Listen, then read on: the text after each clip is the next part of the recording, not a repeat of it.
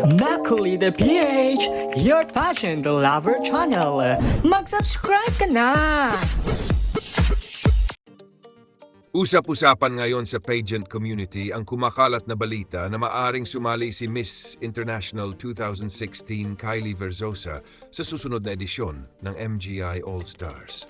Bagamat wala pang opisyal na kumpirmasyon, marami ng netizens ang nagpahayag ng kanilang excitement dahil naniniwala silang malakas ang magiging laban ni Kylie sakaling tanggapin niya ang hamon.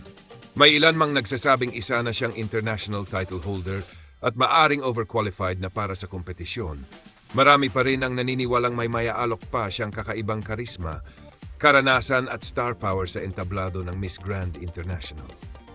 Ayon sa ilang fans, posibleng host o judge lamang si Kylie, habang ang iba naman ay umaasang makita siyang muling sumabak sa kompetisyon.